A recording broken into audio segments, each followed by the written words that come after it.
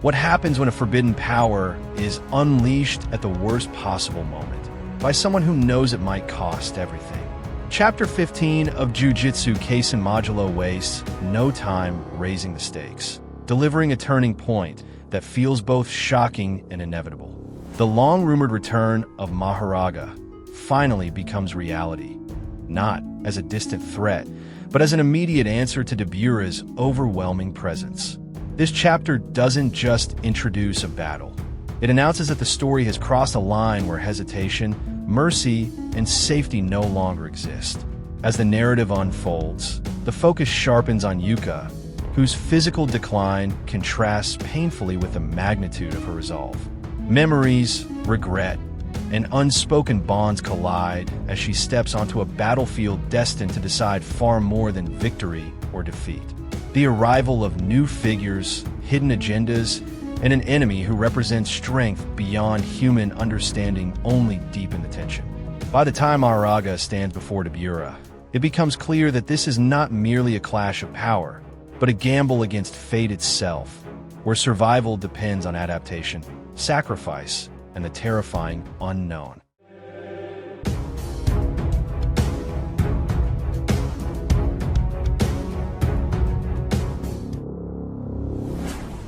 Oh yeah, so we can keep interacting and making the anime storytelling world even more fun together.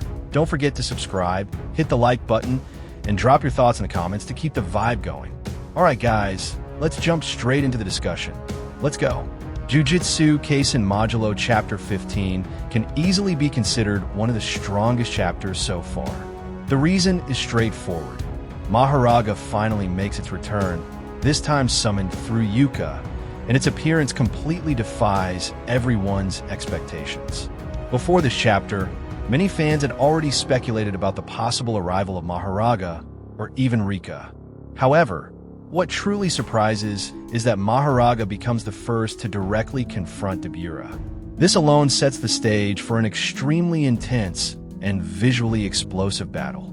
Every aspect of this clash, from the inner monologues to the actual sequence of events, demands close attention and careful breakdown.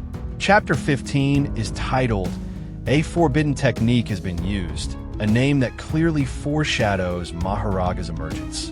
The chapter opens with a striking color illustration showing Maru and Tsurugi standing ready for combat, while Dabura and Yuka appear in the background, creating an immediate sense of looming conflict. Interestingly, despite being highlighted in the opening illustration, Maru and Tsurugi do not appear at all in the main chapter. Instead, the narrative focuses almost entirely on Yuka and Dabura. The reasoning behind this choice remains unclear, but the illustration is accompanied by a line that reflects unwavering resolve, fighting not only as siblings, but as warriors prepared to sacrifice everything. The story then shifts to Yuka as she prepares to board an aircraft. From the very beginning, it is evident that her vision is severely impaired.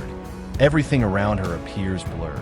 Mino approaches her cautiously and suggests using a wheelchair, clearly aware that Yuka's physical condition has deteriorated beyond what she can handle alone.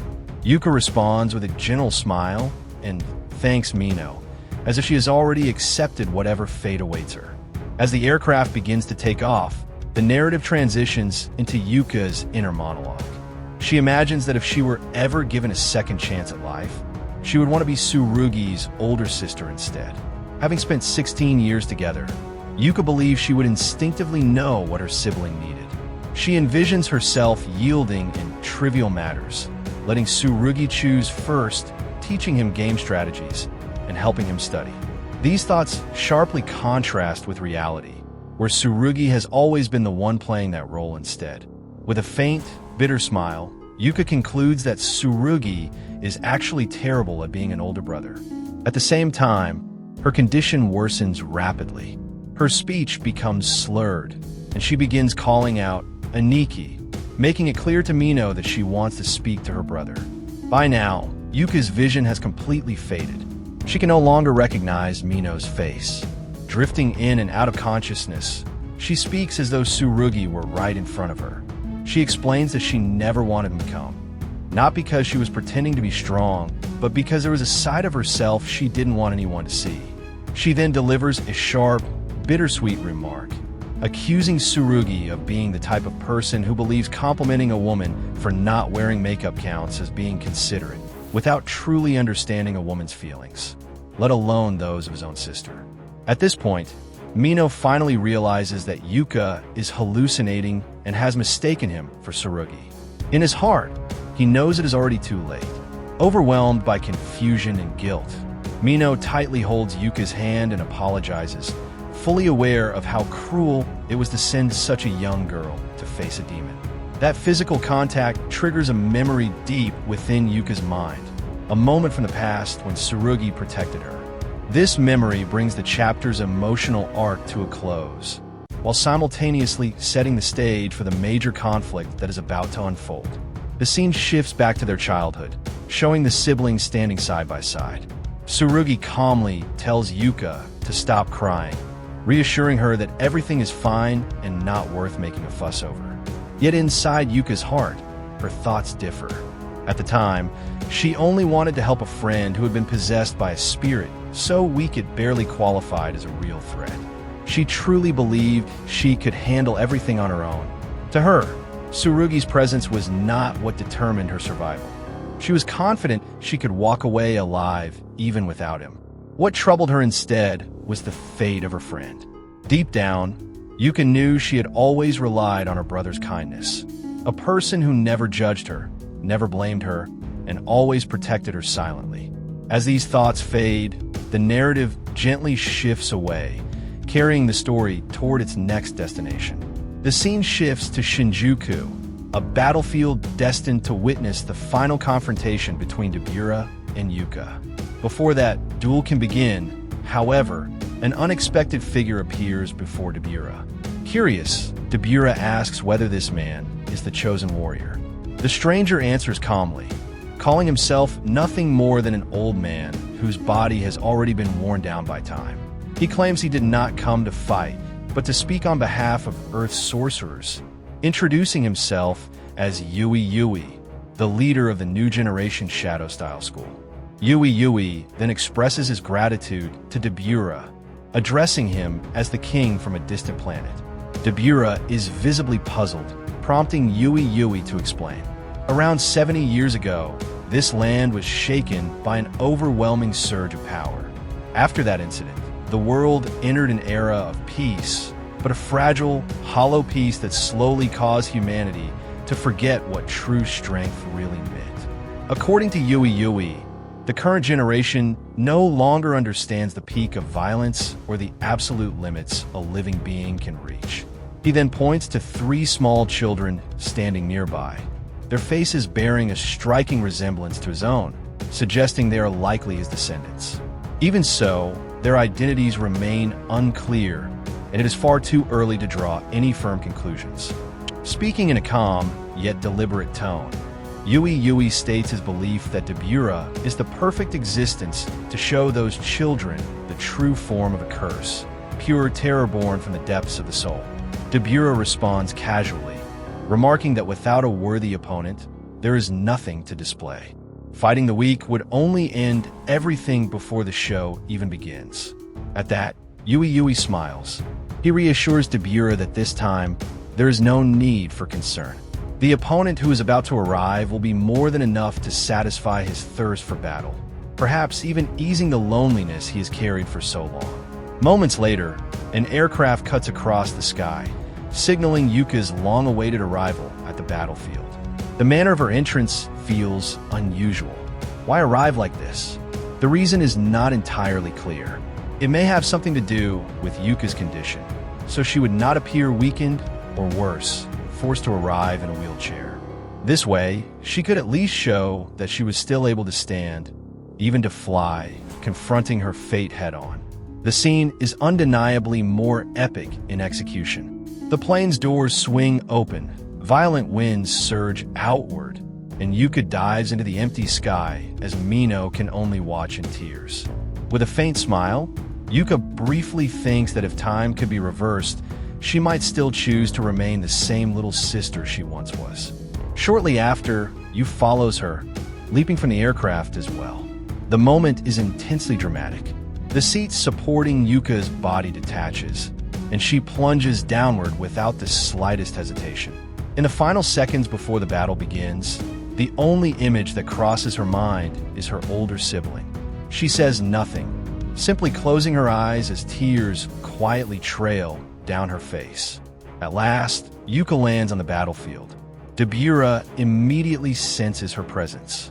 In a soft voice, Yuka apologizes, as if fully aware of what she is about to unleash. Several Shikigami gather around her, and then she speaks the decisive incantation, summoning the forbidden treasure, the divine general of 8 blades and sacred law, Mahoraga. This becomes one of the most striking panels in a long time. The instant Mahoraga is summoned, Yuka retreats into her own shadow. By pure instinct, Mahoraga turns and attempts to kill her. This confirms a crucial truth. Yuka has not fully mastered Mahoraga. She is using it as a final gamble, dragging both herself and Dabura into the same deadly ritual. In the end, the sorcerer's last and only hope truly lies with Mahoraga.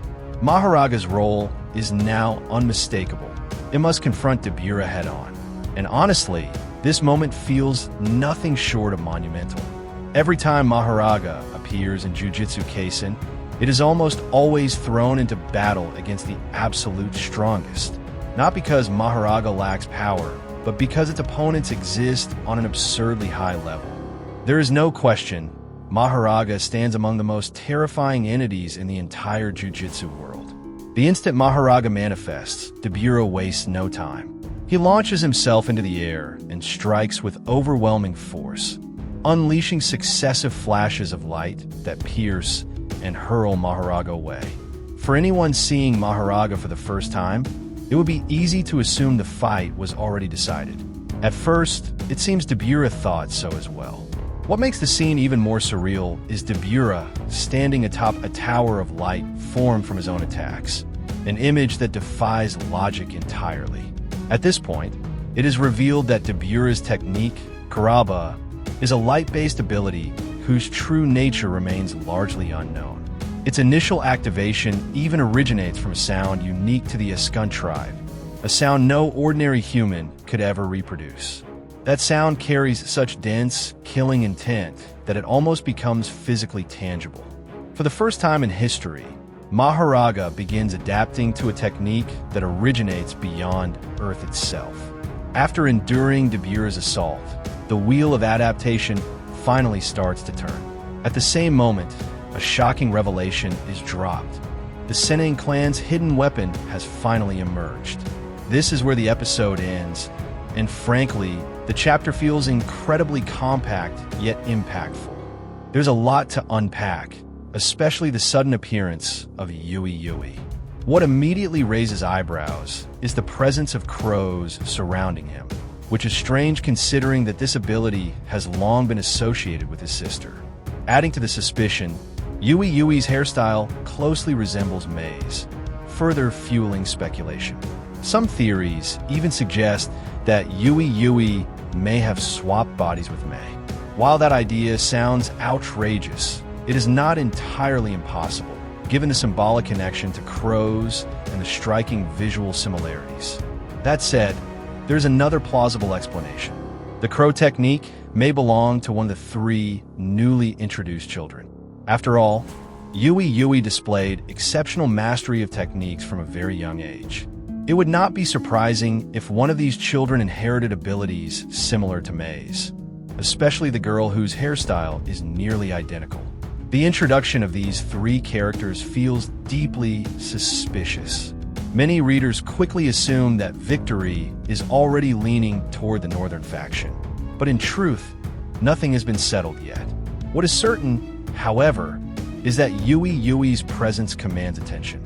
He now appears to hold a position of considerable authority within the sorcerer world, effectively becoming a symbolic representative of modern Jujutsu society, a role that carries immense weight. As for the battle between Dabura and Mahoraga, Yuka's strategy is undeniably clever. By summoning Mahoraga and staying hidden, He forces Dabura into a direct confrontation with the Shikigami. Realistically speaking, though, Mahoraga's chances of outright defeating Dabura remain slim.